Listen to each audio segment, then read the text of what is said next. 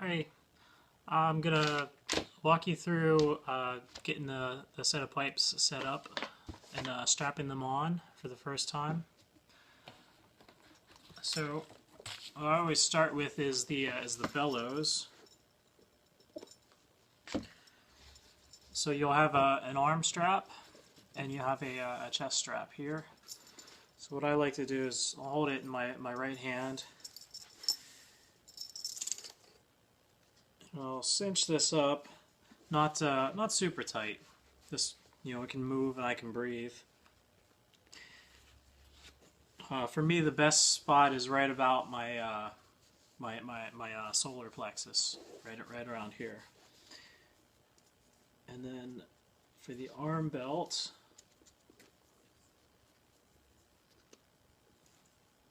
you're gonna put your elbow on the pad. Use the other hand to feed the belt through. And again, you want this, snug but not tight. I like having mine a little bit more loose so I can slip my arm in and out of the strap without having to undo the buckle. Okay. And next you have the hose that connects the bellows to the pipes. So I left the hose extra long, just so you have some room you can cut it down. This is flexible 5/8 inch rubber heater hose. It's like a water heater hose. So the one end is going to plug into the bellows, just like that. Then we're going to move on to the pipes. Okay. There's the pipes here. The one end of the hose is going to go into the blowpipe that's tied into the bag. Now this has a leather valve inside, just like on the big pipes. That's the valve there. So if you find that you're losing air through here, you might want to check the valve in case it came off or it's loose. I make these pretty airtight so that unless something damages it, you shouldn't have a problem with that for many years. Okay, I'll plug that back in. For storage, what I usually do is I'll take the bass drone, the top two sections off, and that way I can fit it in the case. But we'll just put that back together there. Okay, I'm gonna hold the bag under my left arm, connect my hose, and like I said, this is extra long. Some people like it long. I prefer about half this length for myself, but I'm kind of narrow. So you have room, you can cut it down. I'd cut it down maybe like 3/4 of an inch at a time, just so you don't cut too much off too quickly. Then you have to go to the store and get a new hose. Now the chanter I have here, there is that's a split stock. So we have this little cap here that acts as a stop and a protector for the chanter reed itself.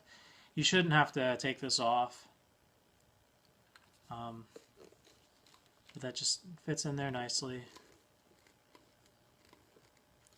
Okay, and then the split stock itself plugs right into the stock that's tied into the bag. Okay, so that's all set up. Now I am going to pump a little bit of air with my bellows. We're starting to get some noise from the drones here. There's the chanter. So your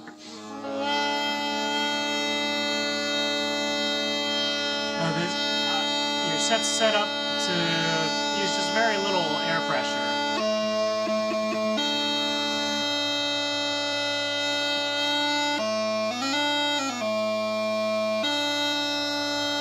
It's going to take just a little bit of effort, minimal effort to get it up and playing. Highland pipes, you usually have the bag full all the time.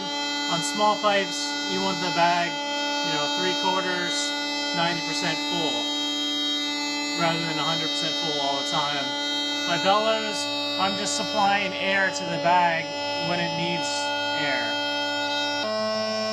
What you want to work on first when you're starting is just long, slow tones. Like this, I'm holding low A. And I just have the bass drone going right now. Now I have the bass and the tenor drone going.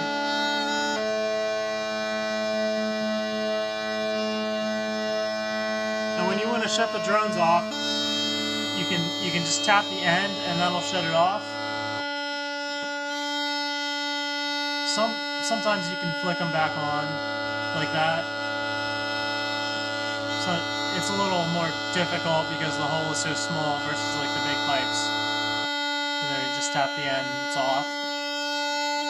So now you can practice just long, slow tones with the bellows and the chanter. You don't want to exert any like hard pressure. You just want it to be nice and easy. Most of my work is with my left arm, with my bag arm. That's maintaining my pressure. One thing you want to remember is you want to remember to breathe when you play the bellows pipes. In the Highland pipes, your breathing just comes naturally, but as you're kind of coordinating your right arm with your left arm and then thinking about the air, you might forget to breathe. So just keep that in mind. Just long, slow tones.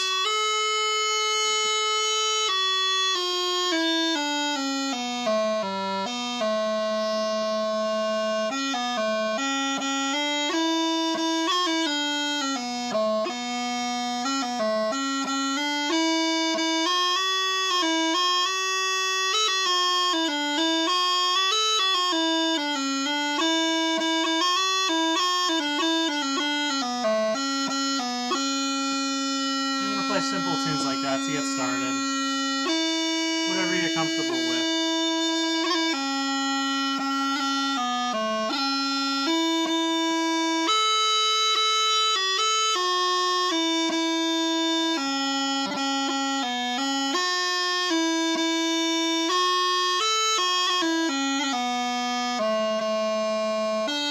I can just turn one of the drones on. I'm just going to have the bass drone on.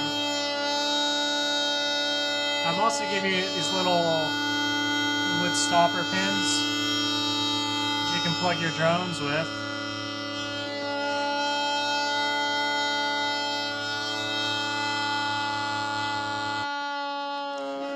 So if you just want to have the drone shut off, you can put the pins in.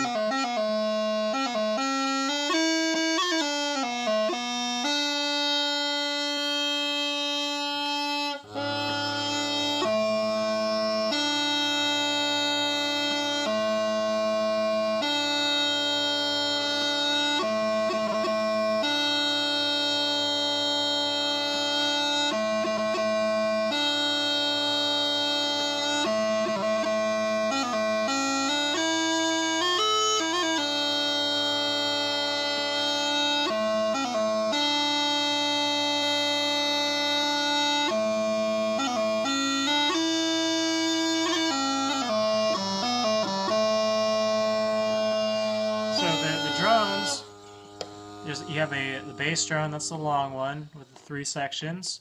You have the baritone drone, that's the in-between size, just 2 sections on that. And that'll play either an E or a D.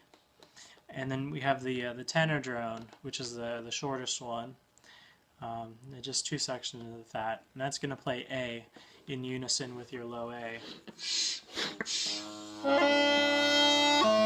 So right now I just have the bass drone going here. I have that tuned to a low A.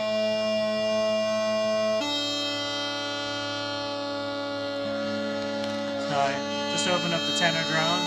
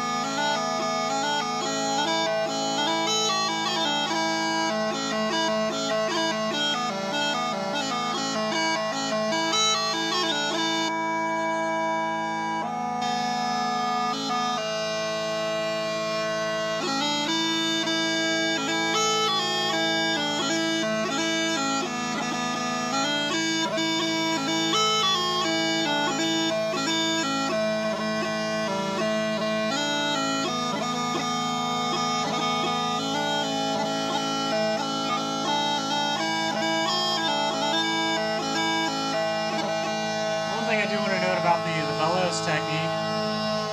Because I don't want to do like short, quick half pumps like that. I want nice, long, even, full strokes like that.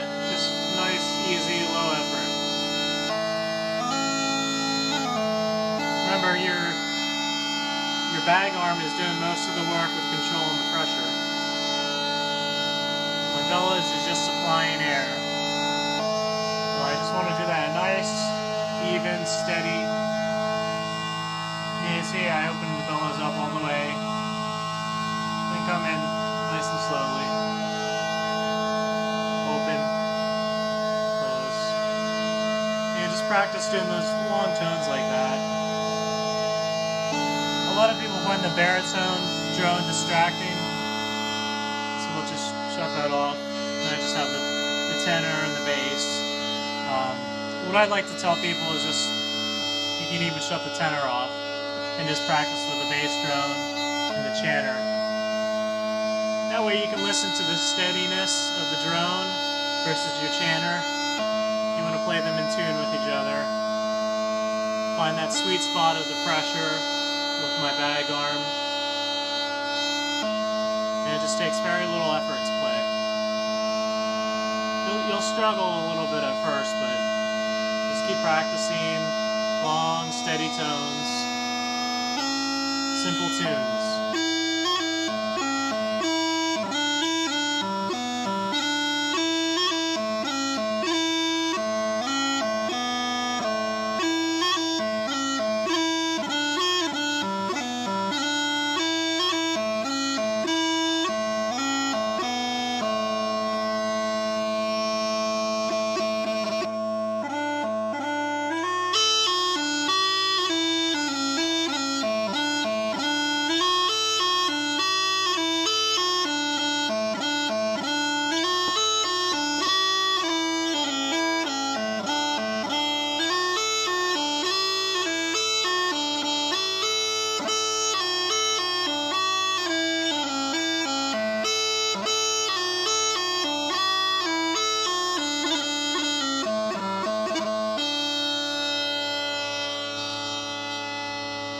Open up the drones play tune for you.